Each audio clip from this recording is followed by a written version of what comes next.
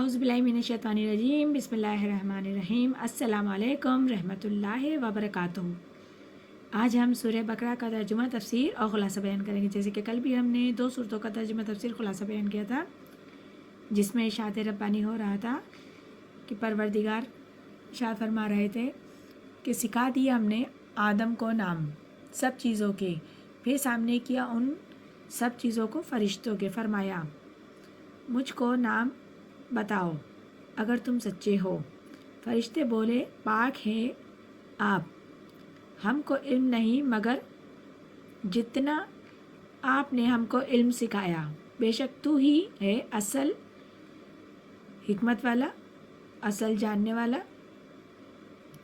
तो अब आगे इरशाद रब्बानी है क़ाल या आदम अंबिअहुम बिअस्माइहिम फलम्मा अब्नअहुम बिअस्माइहिम क़ाल अलम अक़ुल लकुम इन्नी अलिमुल ग़ैबिस समावाति व अअलमु मा तुब्दूना व कुंतुम तक्तमून।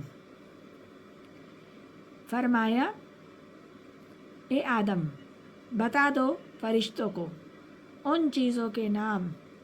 फिर जब बता दिए उसने उनके नाम तो अल्लाह ताला ने फरमाया क्या नहीं कहा था मैंने तुमको, मैं खूब जानता हूँ छुपी हुई चीज़ें आसमानों की ज़मीन की, और जानता हूँ जो ज़ाहिर करते हैं और छुपाते हैं।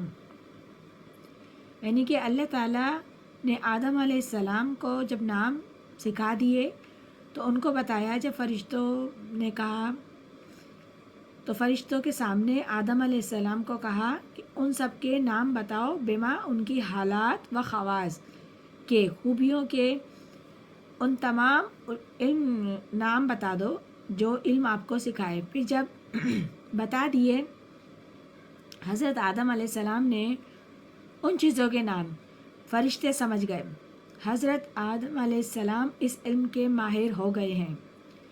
फिर अल्लाह ताला ने फरमाया देखो मैंने तुमसे नहीं कहा था, बेशक मैं जानता हूँ आसमानों की ज़मीन की तमाम पोशीदा चीज़ों को, और जानता हूँ जिस बात को तुम ज़ाहिर करते हो और जो बात तुम्हारे दिल में रखते हो। इस आयत में हज़रत आदम अलैहिस्सलाम की फ़जीलत फ़रिश्तों पे ज़ाहिर हो चुकी है, और खिलाफत की सलाहियत के लिए जिन उलूम की ज़रूरत है वो सब आदम अलैहिस्सलाम को हासिल है। मलाइक को उनमें से बाज़ उलूम हासिल है और जिन्नात को उन उलूम का कुछ हिस्सा हासिल है। अल्लाह ताला की 3 मखलूक साहिब शऊर मखलूक हैं, जिनमें मैं का शऊर है। एक मलाइक जिनकी तख्लीक नूर से हुई, एक इंसान जिनकी तख्लीक गारे से हुई, नारे से हुई, यानी कि मिट्टी और पानी के मिलाप से जो बनता है नार, उससे। एक जिन्नात जिनकी तख्लीक आँख से हुई। बाकी हैवानात हैं उनमें शऊर तो है लेकिन खुद शऊरी नहीं। आगे इरशाद रब्बानी है वइज़ क़ुल्ना लिल मलाइकति इसजुदू इला आदम फसजदू इल्ला इब्लीस अबा वस्तकबरा मिन कान मिनल काफिरीन। जब हमने हुक्म दिया फरिश्तों को सजदा करो आदम को, सब झुक के गिर पड़े मगर इब्लीस, उसने न माना, तकब्बुर किया, हो गया काफरों में से। यानी कि जब अल्लाह ताला ने कहा तमाम फरिश्तों को कि सजदा करो आदम को, झुक जाओ आदम के सामने, उन सब ने सजदा किया सिवाय इब्लीस के। सजदे की वजाहत पहले हम करते हैं। परवरदिगार आलम ने सजदा क्यों कहा करने को? परवरदिगार आलम ने कहा जब मैं इस आदम की तख्लीक को मुकम्मल कर लूँ, इसमें अपनी रूह में से रूह फूंक दूँ, तब गिर पड़ना सब के सब सजदे में ताज़ीम के साथ। ताज़ीम अगर है तो आदम खाकी की नहीं, ताज़ीम जो कर रहे हैं वो आदम खाकी की नहीं बल्कि उसके अंदर रूह रब्बानी की है ताज़ीम। فرشتوں کی یہ شان ہے کہ وہ اپنے رب کی حکم عدولی نہیں کرتے، یعنی کہ وہ اپنے وہ رب العزت کے ہر حکم کو بجا لاتے ہیں۔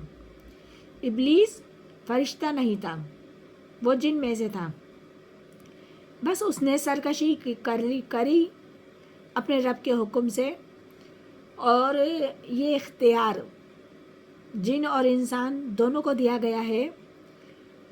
جنات میں بھی نیک اور بد بھی ہیں، اعلیٰ بھی ہیں، اسی طریقے سے انسانوں میں بھی اسی قسم کے ہوتے ہیں، اختیارات بھی ہوتا ہے، نیک بھی ہوتے ہیں، بد بھی ہوتے ہیں، اعلیٰ بھی ہوتے ہیں۔ لیکن یہ عزازیل جن تھا، علم اور عبادت کے اعتبار سے بہت بلند تھا، اس لیے فرشتوں کے ساتھ اس کا تعلق ہوتا تھا۔ جس طرح انسان اپنی زندگی اپنی بندگی عبادت اور نیکی میں گزارتا ہے، تو ان کا ملائک کے ساتھ اور عالم ارواح کے ساتھ رابطہ قائم ہو جاتا ہے۔ اسی طرح عزازیل اپنی نیکی اور پارسائی کی وجہ سے جن ہونے کے باوجود اپنے علم میں فرشتوں سے بہت آگے تھا۔ نام اس کا عزازیل تھا، ابلیس اس کا صفاتی نام ہے۔ اب ابلیس نے تکبر کیا، انکار کر دیا، جس کی وجہ سے وہ کافر ہو گیا۔ یہ سورہ بقرہ ہے، جس کی ابھی 2 صورتوں کا ترجمہ تفسیر خلاصہ بیان کیا ہے۔ انشاءاللہ تعالی آگے بھی مزید آیتوں کا ترجمہ تفسیر خلاصہ بیان کریں گے۔ اللہ تعالی ہم سب کو قرآن پاک صحیح بہتر پڑھنے، سمجھنے، عمل کرنے کی توفیق عطا فرمائے۔ آمین ثم آمین۔ جزاک اللہ۔